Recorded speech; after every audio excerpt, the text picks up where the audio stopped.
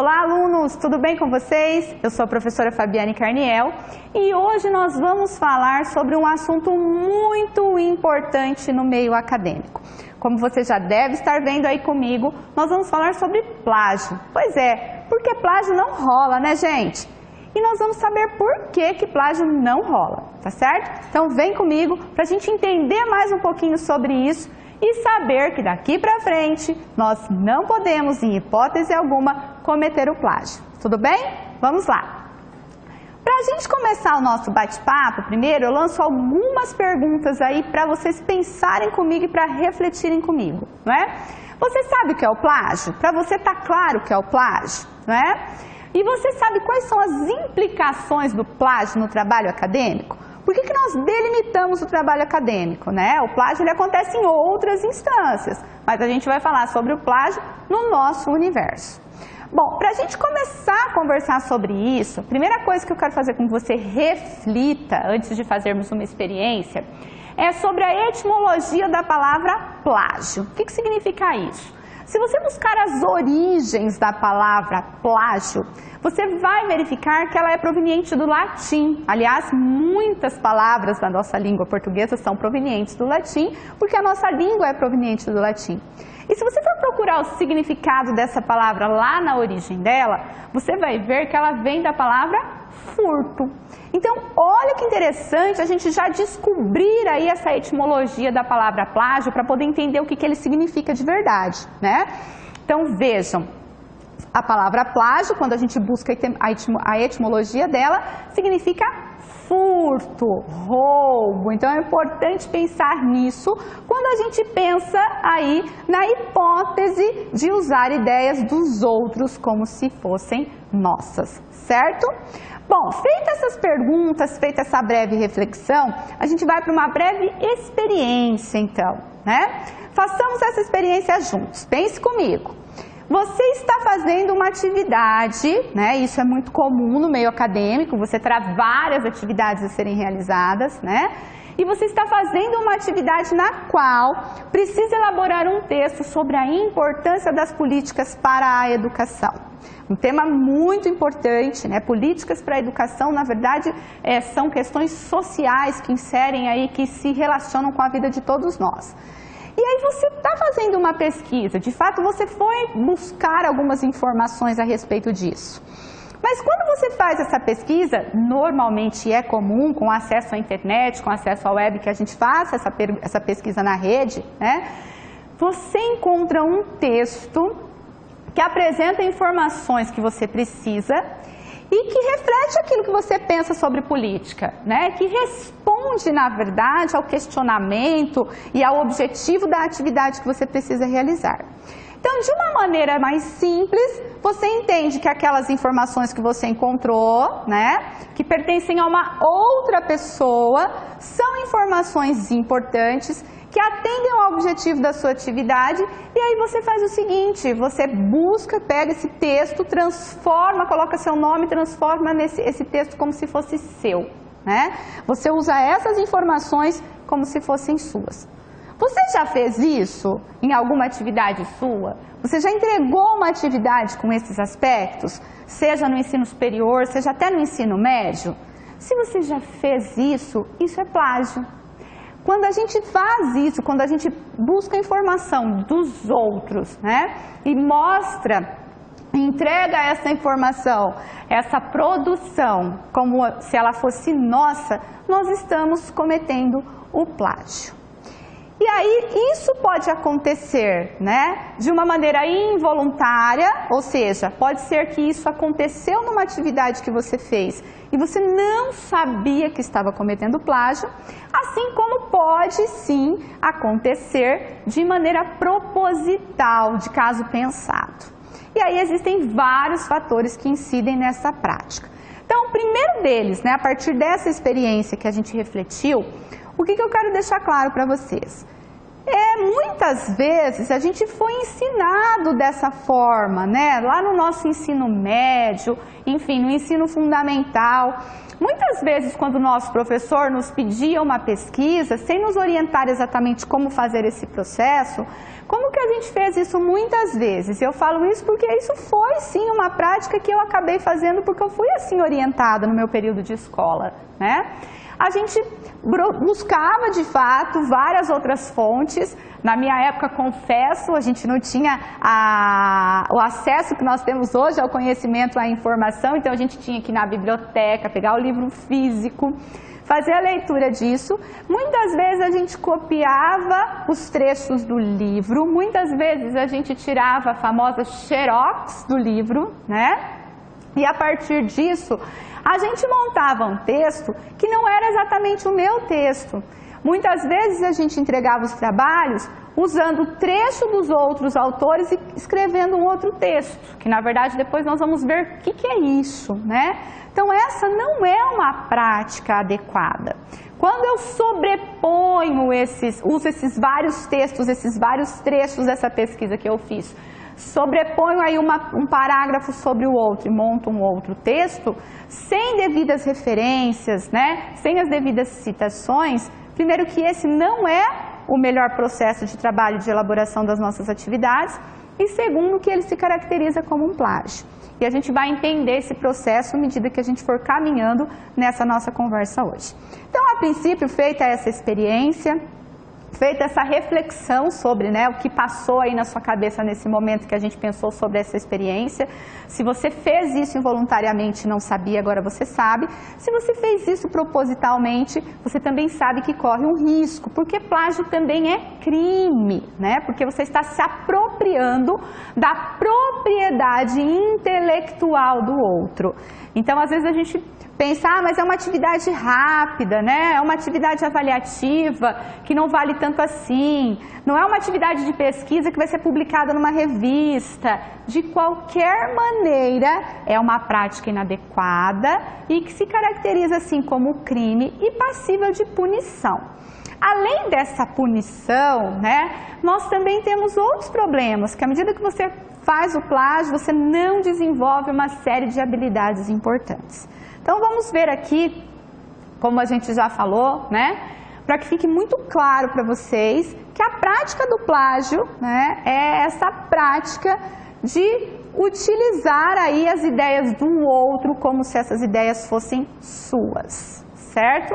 Isso pode sim acontecer na oralidade, isso pode sim acontecer no registro. A maneira que a gente mais identifica o plágio é normalmente quando a gente entrega trabalhos escritos. E como eu disse desde o começo, nós estamos falando dos trabalhos acadêmicos, mas o plágio não acontece só no trabalho acadêmico e eu já deixei claro isso. Então, por exemplo, apropriar-se, né, de obras artísticas de outros autores é plágio. Então, a música, a fotografia, a charge, o desenho, tudo isso, né, que quando você se apropria do trabalho do outro, dessa propriedade intelectual e diz que foi que foi você que fez, que você que elaborou ou que é sua, então você está cometendo o plágio, tá?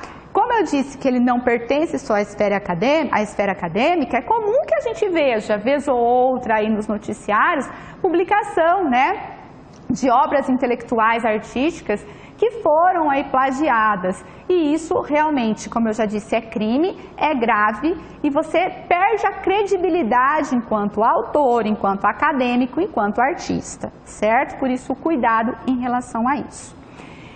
Quando a gente fala de plágio, existem tipos de plágio. Existem vários tipos, mas eu separei aqui só para a gente conversar rapidamente sobre os tipos mais comuns. Então, nós temos a possibilidade do plágio integral, nós temos o plágio parcial e nós temos o autoplágio, né? Que às vezes a gente pode dizer assim, mas o autoplágio não é plágio. Espera aí, é sim. Então, vamos entender um pouquinho como é que funciona cada um desses. Como o próprio nome diz, o plágio integral, né, já dá para ter uma ideia, quando eu busco um texto, igual esse da experiência que a gente acabou de conversar. Eu fui lá na internet, encontrei um texto que falava sobre políticas educacionais, sobre políticas para a educação, e eu gostei do texto, só que esse texto não é meu, tá certo? Mas, hipoteticamente, eu precisava entregar uma atividade de uma lauda. e esse texto tinha exatamente uma lauda e trazia as informações que eu queria. Então, o que eu fiz? Eu copiei o texto na íntegra, tá? Montei aí o documento como se a atividade fosse minha, coloquei meu nome, meus dados e fiz a entrega desta atividade para o meu professor, seja da maneira como for esse processo de entrega. Isso é o plágio integral e é plágio, é cópia, tudo bem? O plágio parcial. Existem duas formas de pensarmos no plágio parcial, como o próprio nome já diz. Então, pode ser esse plágio também da maneira que eu já exemplifiquei hoje. Eu achei um texto, eu achei 3 textos bem interessantes, né, que me falavam sobre as políticas educacionais. E eu quero mesclar as ideias desse texto. Olha que legal, Fabiane fez um trabalho de pesquisa. Fiz um trabalho de pesquisa, mas o meu registro está inadequado quando neste trabalho eu selecionei o primeiro parágrafo de um texto que eu gostei, o segundo parágrafo do outro texto que eu achei bem interessante e o terceiro parágrafo de um terceiro texto que eu achei interessante. Eu coloquei 3 parágrafos numa atividade que eu disse que era minha, certo?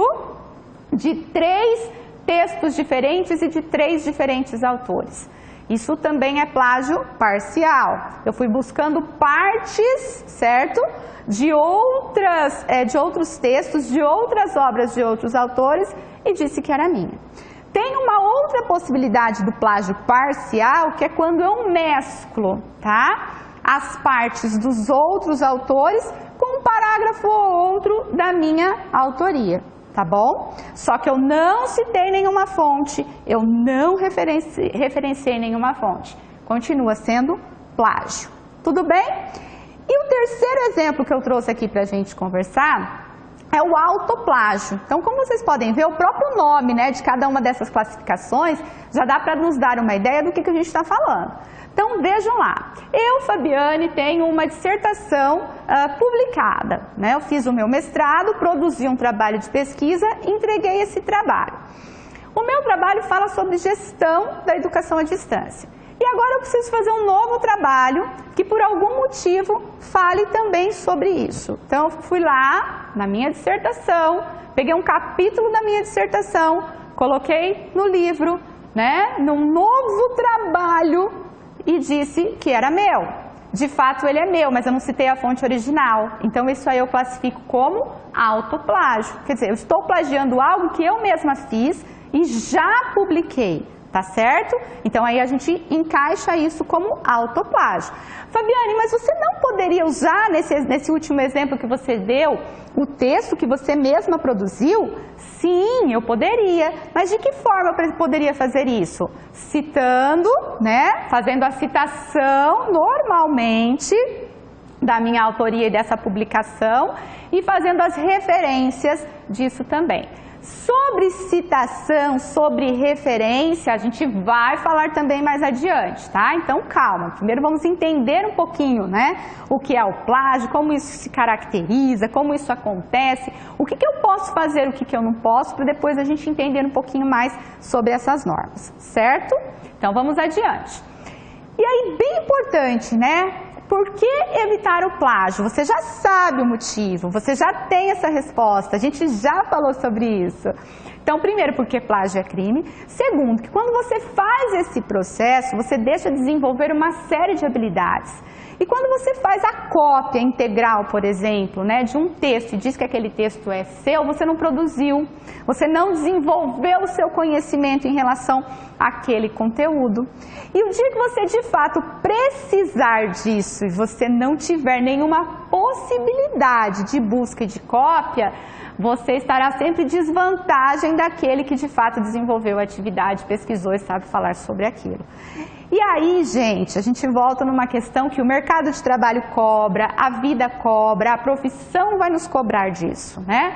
Porque vai haver uma circunstância em que você vai ter que produzir e você não desenvolveu esse processo de produção enquanto você estava aqui no meio acadêmico, que era o espaço adequado para que você produzisse, evoluísse, elaborasse, construísse o seu conhecimento. Então, os motivos pelos quais a gente precisa evitar o plágio, né, são bem óbvios. A gente deixa de evoluir, a gente deixa de aprender, a gente deixa de crescer cada vez que a gente copia algo que está pronto. A gente não produz, certo?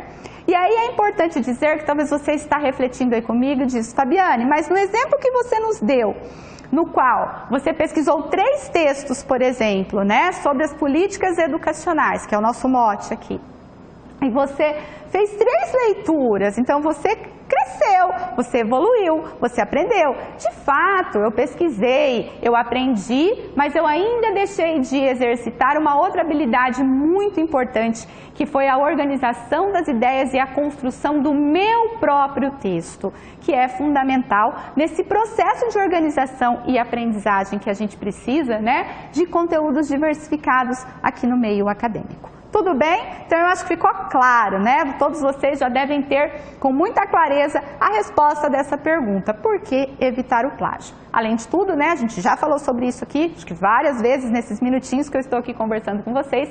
Plágio é crime. Tudo bem, gente?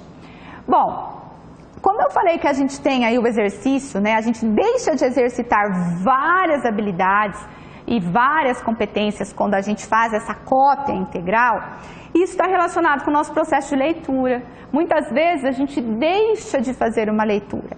E independente da área de conhecimento que a gente está, esse processo de leitura ele é fundamental para a construção de conhecimento. E essa leitura que eu digo não é uma decodificação, apenas verificar as palavras que estão ali, mas uma leitura crítica, profunda, na qual eu vou atribuir significados, extrair significados do texto.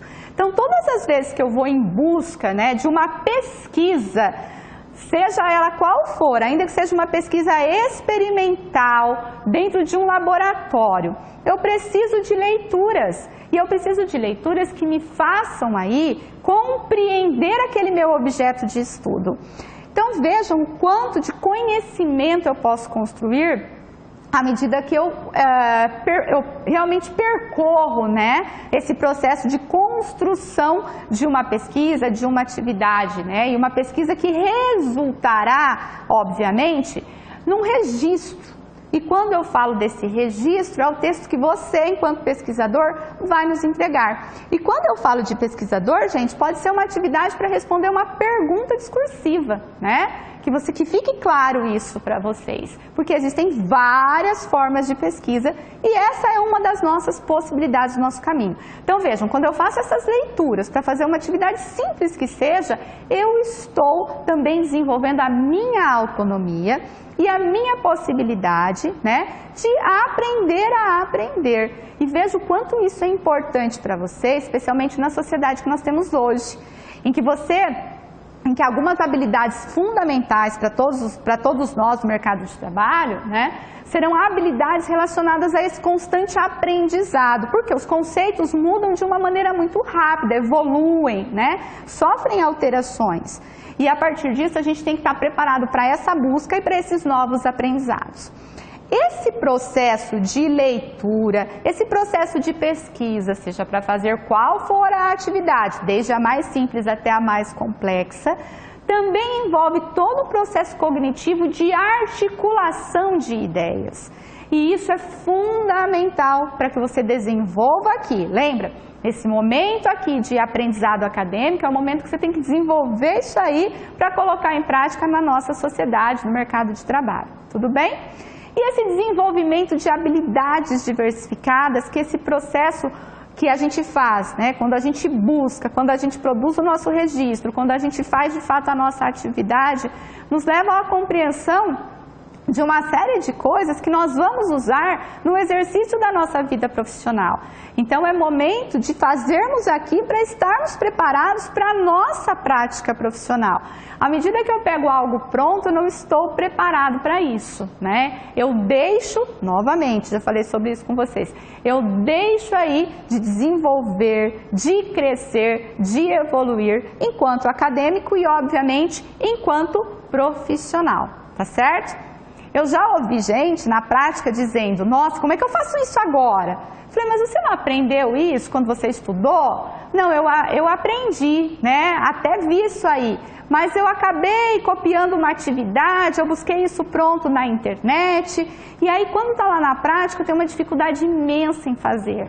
E vai ter que aprender de um jeito ou de outro, porque não pode buscar mais algo pronto. Então, vamos aprender nesse processo a fazer, que lá na frente a gente tem um ganho imenso.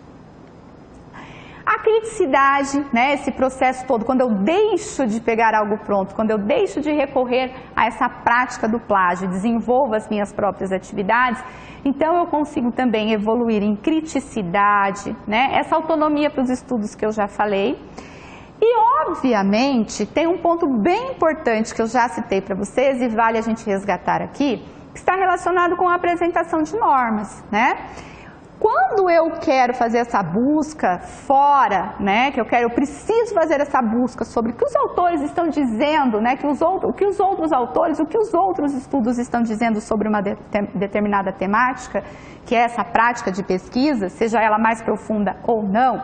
Quando eu faço isso, e eu devo fazer isso enquanto acadêmico, isso é muito importante, faz parte do processo. Porém, existem normas e regras para que eu apresente isso no meu texto, né? Então, veja, eu como acadêmico preciso fazer essa produção, posso recorrer e devo recorrer, né, a outras fontes, mas quando eu busco outras fontes, eu tenho uma forma sistematizada, normatizada de apresentar essas ideias dos outros, certo? Isso vai ficar para uma outra aula, porque nós vamos mostrar para vocês como fazer isso, mas só para vocês saberem que é necessário que assim o faça. Por quê? Vamos voltar lá no exemplo do início, né? Lembra quando eu disse para vocês que de repente lá na nossa escola do ensino fundamental, no ensino médio, era uma prática a gente buscar um parágrafo de um texto, um parágrafo do livro e que depois produzir um outro texto, entregar para o professor e ele falar, Fabiana, sua pesquisa ficou ótima, né? E ninguém corrigiu a gente e muitas vezes a gente acabou trazendo essa prática para o ensino superior e fazendo o plágio muitas vezes de maneira involuntária aqui. Então agora vocês sabem que isso não pode acontecer, que o processo é diferente. E quando eu fizer, né, eu preciso recorrer a essas normas e essa sistematização de apresentação das ideias dos outros para que não corra o risco de haver plágio na produção, tá? Na produção que você fizer, na produção que você apresentar, nas atividades que você realizar. Tudo bem? E aí, mas como a gente evita o plágio, né? Já deu para ter uma ideia do porquê que é importante, a gente já entendeu o que é plágio, por que é importante evitar, né? Quais são as implicações desse plágio no meio acadêmico, as implicações, tanto a questão da punição, que muitas vezes está relacionada com a nota, né? E além de tudo, a punição que eu digo que quando você faz plágio, de uma maneira ou outra, você se auto-sabota. Porque você está deixando de aprender muitas coisas importantes que em algum momento vão fazer falta para você. Mas como que a gente faz para evitar isso? Então a gente já viu ali que a gente tem essas normas que são fundamentais e a gente precisa exercitar a nossa capacidade de leitura, de criticidade, né, de posicionamento crítico para montar sempre outros registros daquilo que foi pedido. Esses registros podem ser textos diversificados, tá certo? Nem sempre vai ser um texto só formado por parágrafos, existem N possibilidades, mas é importante que você consiga produzir o seu próprio registro, muitas vezes sim, com base nessa pesquisa, nesses outros estudos, nesses outros autores que você buscou conhecimento, tá? Então sempre entender que existem normas para essa apresentação. E depois dessa nossa breve conversa, mas que eu acho que foi bastante esclarecedora para você, até porque nós tivemos a oportunidade aqui, né, de refletir sobre práticas que para muitos pode ter sido comum sim, né? Então, como é que a gente pensa um pouquinho nisso tudo, nesse plágio? Como é que você está pensando agora, depois dessa conversa que a gente teve aqui? Então, vamos pensar comigo aqui.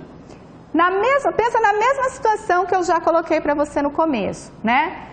nessa experiência inicial, depois dessa nossa conversa, de nós entendermos os tipos de plágio, de nós entendermos as implicações do plágio, de nós entendermos que é possível sim a gente fazer essa busca, essa pesquisa, mas existe uma forma de fazer a apresentação dessas ideias dos outros naquilo que eu estou produzindo, né?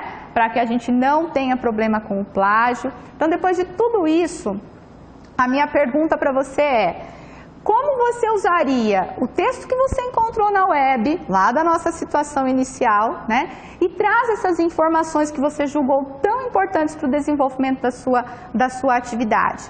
Como que depois de tudo isso que nós falamos, você faria? Então eu deixo essa reflexão para você nesta conversa e te convido, né, para que você assista aí o nosso próximo vídeo para poder entender melhor como fazer isso. Você já entendeu, né? Eu tenho certeza que sim, que a gente não pode fazer a cópia, que a gente precisa produzir, que a gente precisa citar, que a gente precisa referenciar. Mas quais são as possibilidades que eu tenho? Existe uma maneira para que eu consiga entender como produzir esses registros desses trabalhos? Então fica aí o meu convite para que você assista ao nosso próximo vídeo. Tá certo, pessoal? Até mais!